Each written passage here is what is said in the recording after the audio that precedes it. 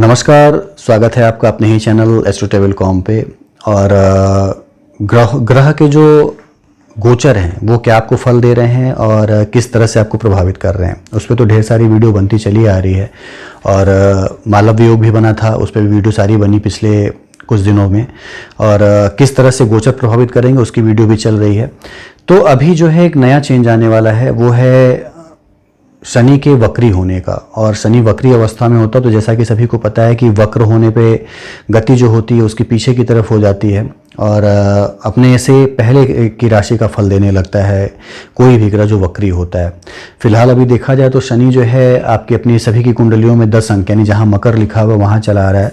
कुछ के लिए उसने शशयोग बनाया हुआ है और कुछ के लिए जो है वो उच्च का होकर कह सकते हैं अच्छे फल दे रहा है। फिलहाल ये शनि जो है वो 23 मई से वक्री होने जा रहा है, यानी वक्र स्थिति में रहेगा और करीब करीब 17 अक्टूबर तक ये वक्री स्थिति में ही रहेगा। तो फल क्या देगा, ये चीज़ें हैं काउंट करती हैं कि हर राशि के लिए अलग अलग फल क्या होगा।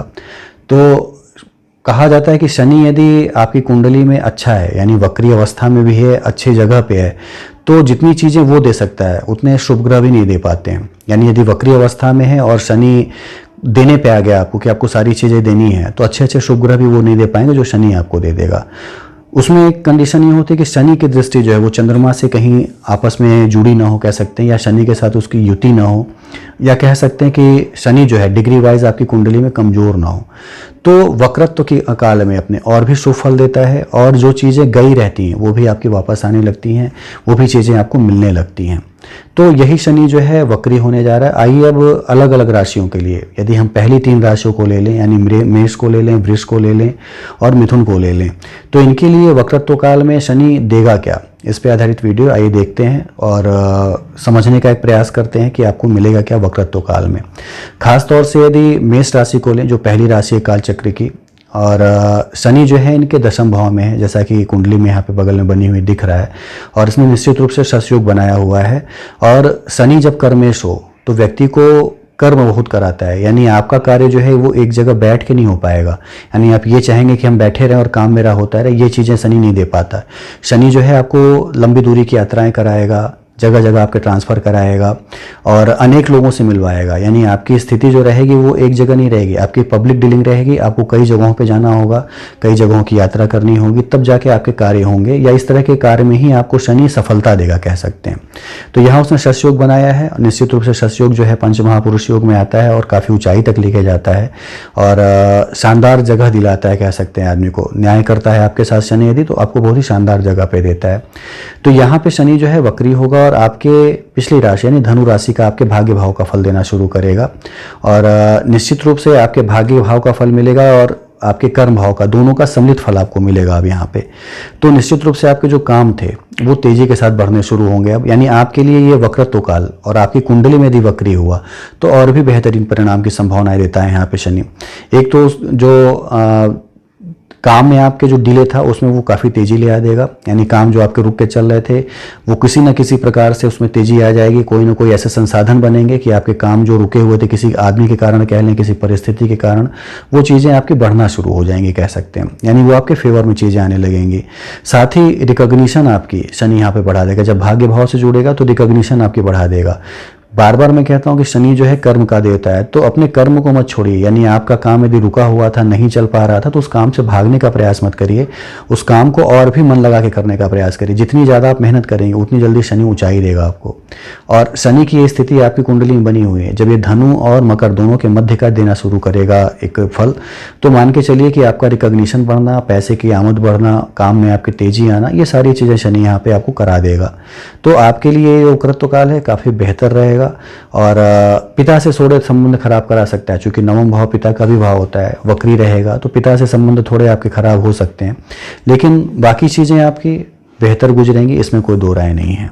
वृष राशि को ले लें तो वृष राशि के लिए शनि जो है वो फिलहाल अभी नवम भाव में है, और भाग्य भाव में उच्च का शनि होना, या कह सकते हैं अपने स्वगृही शनि होना, ये दिखाता है कि भाग्येश आपका बहुत मजबूत है। लेकिन शनि की जो आदत है नैसर्गिक, यानी आपके भाग्य को वो बहुत तेज बढ़ाएगा, बहुत ऊपर तक ले जाएगा, लेकिन आपको पूरे कर्म करने होंगे और भाग्यवश वो चीज़ें आपको दिलाएगा जो बाकी लोग नहीं पा पाते हैं। यानी आपके जीवन में आपका जो अंतिम पड़ाव होगा आपके जीवन का, वो काफ़ी ज़्यादा कह सकते हैं ऐश्वर्यशाली होगा, काफ़ी ज़्यादा रिकॉग्निशन उसमें होगी, काफ़ी ज़्यादा सुखी होगा वो। तो शनि यहाँ पे आपको धीमे धीमे वहाँ लेके जाता है, और इस भाव में यदि आपकी नैसर्गिक कुंडली में, तो ये निश्चित रूप से आपके साथ होगा। लेकिन फिलहाल अभी आपके गोचर की बात हो रही है, तो गोचर में शनि आप देखेंगे कि आपके 9वें भाव में है, मकर राशि अपनी खुद की राशि में, और उसका फल जो है वो अष्टम का भी मिलेगा, यानी वो वक्रीच होगा तो अष्टम का भी फल देगा। तो अष्टम का फल देने से चीज़ें होंगी आपके लिए कि आप अनुसंधान से किसी जुड़े हैं, खास तौर से यदि जमीन के खनन के अनुसंधान से कह लें, आर्कियोलॉजी के किसी अनुसंधान से जुड़े हुए हैं, और मनोवैज्ञानिक चीज़ों की कोई खोज कर रहे हैं, यानी मनोवैज्ञानिक कह लें, मनोवैज्ञानिक चीज़ें कह लें, साइकोलॉजिकल चीज़ों पे कोई रिसर्च कर रहे हैं, तो इसमें शनि जो है यहाँ पे बेहतरीन परिणाम देगा आपको। आपका फेम, आपकी रिकॉग्निशन इन सब फील्डों में बहुत ज़्यादा ज़बरदस्त बढ़ाएगा। अष्टम में चला आएगा तो आपकी आयु बढ़ा देगा निश्चित रूप से। जहाँ भी शनि अष्टम से रिलेटेड होता है तो निश्चित रूप से आयु आपके बढ़ाता है। रोग जो होते हैं वो आपके थोड़े से होंगे और तेज़ी से सही हो जाएंगे। तो चीज़ें आपके लिए भी बेहतर बनी हुई हैं, परिणाम उसके बेहतर मिलेंगे। हालांकि शनि जब भी अष्टम में हो तो निश्चित रूप से कहा जाता है कि बहुत ज़्यादा पैसे को फंसाने वाले कार्य आप ना करें। यानी पैसा आपका यदि कहीं आपको इन्वेस्ट करना है, कहीं पे उस पैसे से कोई आपको लगता है कि करने से फ़ायदे दुगने मिलेंगे, ये काम करने की जो है यहाँ सलाह नहीं दी जाती है, क्योंकि शनि जब भी अष्टम से रिलेटेड होता है तो चीज़ों में डिले लाता है। यानी आपका पैसा जो आपको लगता था कि मेरा पैसा जो है वो 2 दिनों में मुझे वापस मिलेगा, वो फिर हो सकता है महीने भर में मिले। तो पैसे ब्लॉक होने की संभावना शनि यहाँ पे बढ़ा देगा, अष्टम में आएगा तो उसके फल देगा। तो आपकी आयु अच्छी करेगा, रोगों से लड़ने की प्रतिरोधक क्षमता अच्छी करेगा, आपकी इम्यूनिटी आपकी अच्छी बेहतर बनाएगा, लेकिन आपके अनुसंधान में आपको सहायता तो करेगा। लेकिन सबसे बड़ी चीज़ है कि पैसे आपके जो है वो ब्लॉक करने का प्रयास करेगा। आमदनी जो है आपकी वो थोड़ा हो सकता है उसमें समस्याएं आएँ। एक चीज़ और हो सकता है कि आप मंगल को देख सकते हैं, मंगल आपके 2nd हाउस में और उसकी 7वीं दृष्टि जो है वो आपके अष्टम भाव पे है और 8वीं दृष्टि आपके 9वें भाव पे। यानी शनि और मंगल का ये दृष्टि संबंध जो है रेगुलर बना हुआ है, वक्री होने के बाद भी बना रहेगा और वक्री होने से पहले भी बना हुआ है। तो ये संबंध दिखाता है कि आप टेक्निकली बहुत अच्छी चीज़ें करेंगे। यदि आप कोई टेक्निकल चीज़ करना चाहते हैं, कोई सॉफ्टवेयर डेवलप करना चाहते हैं, कोई आप हार्डवेयर डेवलप करना चाहते हैं, कोई ऐसी चीज़ बना चाहते हैं जो कि समाज के लिए फ़ायदेजनक हो, कुछ इस तरह की मशीनरीज बनाना चाहते हैं, तो ये एक उचित समय है कह सकते हैं। और 2 जून तक मंगल का उसी भाव में रहना और आपका शनि जो है वो 23 तारीख को वक्री हो जाना, ये दिखाता है कि एक बेहतरीन फल मिलने की संभावना है। हालांकि एक्सीडेंटल योग भी बनते हैं, चोट चपेट लगने की संभावना भी बनती है, इससे थोड़ा आपको बचना होगा। लेकिन फिर भी आपके अनुसंधान के फील्ड में, आपके नए खोज के फील्ड में, कोई टेक्निकली कोई चीज़ करने के फील्ड में एक शानदार फल देगा। यहाँ पे शनि का वक्री होना बेहतरीन परिणाम आपको दे सकता है। चूंकि आपके शनि को देखा जाए तो 9वें का भी लॉर्ड होता है और 10वें का भी लॉर्ड होता है, तो यहाँ तो ये एक अच्छा राजयोग बनाता ही है। लेकिन फिर भी ये वक्री हो गया और आपकी कुंडली में भी वक्री हुआ तो बेहतरीन परिणाम मिलने की संभावना है। और चीज़ें जो मिलनी चाहिए वो आपको आपकी सोच से ज़्यादा मिलेगी, इसमें कोई दो राय नहीं है। तो मेष राशि के लिए भी कह लें और वृष राशि के लिए भी कह लें तो शनि का वक्रत्व जो है एक अच्छा कह सकते हैं समय लेके आ रहा है आपके लिए। कार्य को करिए, फलीभूत जरूर होंगे, चीज़ें जरूर आगे बढ़ेंगी आपके लिए। मिथुन राशि के लिए कह लें तो मिथुन राशि के लिए शनि फिलहाल अभी अष्टम भाव में है, तो आपके रोगों से लड़ने की क्षमता कह लें, आपके अनुसंधान की क्षमता, ये सारी चीज़ तो बढ़ा रहा है। लेकिन वक्री होगा तो आपकी वो 7th हाउस से रिलेटेड हो जाएगा, और 7th हाउस से रिलेटेड होने पे शनि जो होता है वो निश्चित रूप से बड़े अच्छे फल नहीं दे पाता। मंगल की एक तो 7th पे दृष्टि है आपके, आप देख सकते हैं, और दाम्पत्य जीवन में तनाव मिलना और पार्टनरशिप के किसी बिजनेस में तनाव मिलना या पार्टनरशिप का एक तरह से ब्रेक होना, या जो आप काम कर रहे थे उस कार्य में और डिले होते जाना, जो आप काम चाहते थे कि कुछ दिनों में कंप्लीट हो जाए उस काम को महीनों लगना, या पैसे आपके फंसे तो पैसे आपके तुरंत ना निकल पाना, ये सारी चीज़ें मिथुन राशि वालों के लिए होगी शनि के वक्री होने पे।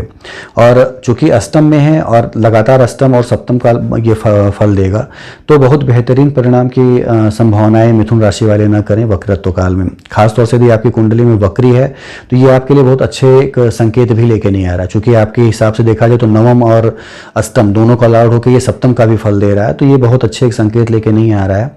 थोड़ा आपको इन्फेक्शन की प्रॉब्लम से, थोड़ा आपको बीमारी की प्रॉब्लम से जूझना पड़ सकता है, थोड़ा आपको अपने एग्रेशन पे कंट्रोल करना चाहिए खासतौर से इस काल में।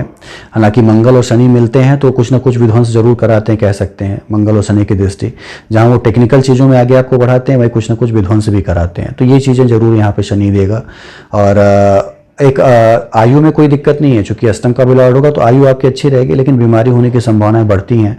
तो थोड़ा बच के रहें, थोड़ा जो अभी आजकल जो माहौल बना हुआ है कोरोना का कह सकते हैं, उससे थोड़ा अपने आप को बचा के रखें। और चीज़ें जो हैं बेहतर मिलेंगी, लेकिन आपको अब समय का इंतज़ार करना होगा। थोड़ा ये कोशिश करना होगा कि आपका दाम्पत्य जीवन अच्छा चलता रहे, उसमें हार्मोनी बनी रहे। तो अपने आप को पोलाइट रखना, अपने आप को थोड़ा जो है बचा के रखना, अपने व्यवहार पे अंकुश रखना, ये सारी चीज़ें करनी होंगी।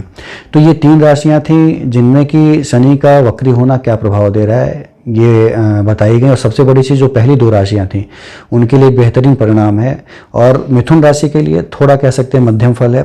शनि वक्री हुआ तो और भी क्लिष्ट फल मिलेंगे, और भी बेकार फल मिलेंगे। तो आपको थोड़ा अपनी कुंडली देखनी होगी कि आपकी कुंडली में शनि कहीं रेट्रोगेट तो नहीं है, वक्री तो नहीं है। तो उस हिसाब से आपको फल को सोचना चाहिए। यदि शनि आपकी कुंडली में शुभ भाव में होगा, यदि आप कह सकते हैं 9वें भाव में आपकी कुंडली में हो, या फिर तुला राशि में हो, तो फल थोड़े उसके और अच्छे मिलेंगे कह सकते हैं। लेकिन यदि बेकार के भाव में हुआ तो निश्चित रूप से फल भी बहुत अच्छे नहीं मिल पाएंगे, परेशानियों का सामना आपको जरूर करना पड़ेगा। तो इन सब से बचने के लिए अच्छे हैं, जिनके लिए अच्छा है उनको भी पूजा करनी चाहिए ताकि और भी स्ट्रांग बने, और जिनका खराब है उन्हें भी पूजा करनी चाहिए कि उसके बुरे फल जो हैं उनमें कमी आ जाए, आपके आत्मविश्वास में वृद्धि हो। जो उनके प्रभाव हैं जो बुरे, उसमें जो है एक तरह से कह सकते हैं निगेटिविटी दिखे, वो चीज़ें खत्म हो जाएं आपके ऊपर से। तो हनुमान जी की आराधना करें, आप उनके मंदिर जाएं और शनिवार को जाइए, बेहतर है। क्योंकि समय भी ऐसा चल रहा है कि रेगुलर आदमी एक एक्टिविटी नहीं है आदमी की, आदमी मैक्सिमम घर में ही रह रहा है। लेकिन आपके अगल बगल कोई मंदिर हो तो शनिवार जरूर आप मंदिर में जाएं और पूजा जरूर, आराधना पूजा करें हनुमान जी की। और जो भी उनके काम है, सुंदरकांड का पाठ करना, मंदिर नहीं जा पाते हैं तो सबसे बेहतर एक तरीका है सुंदरकांड का पाठ करना। रामचरित के जो अध्याय हैं उसमें सुंदरकांड का भी एक अध्याय है। और सुंदरकांड के बाद में सारे अध्याय में आप देखेंगे रामचरितमानस के जितने अध्याय हैं सभी अध्याय में जो है वो भगवान राम की स्तुति की गई है। लेकिन सुंदरकांड एक ऐसा अध्याय है रामचरितमानस का जिसमें भगवान के भक्तों की आराधना की गई है। यानी भगवान के भक्त जो है वो आपको क्या दे सकते हैं। हनुमान जो है वो राम जी के भक्त ही तो थे, लेकिन वो भी उनकी भी पूजा की जाती है क्योंकि वो भगवान श्री राम के भक्त थे। तो हनुमान जी आपको क्या दे सकते हैं, ये सुंदरकांड में बहुत ही अच्छे से विस्तृत वर्णन किया गया है। इस पर एक सुंदरकांड का पाठ करें और उसको समझने का प्रयास यदि करें तो निश्चित रूप से सभी रोगों से, शोकों से आपको छुटकारा मिल सकता है। तो ये सारी चीज़ें करें। बाकी आपके उज्जवल भविष्य की कामना है कि आप चीज़ों को बेहतरीन तरीके से पाएं और आगे बढ़ें। धन्यवाद।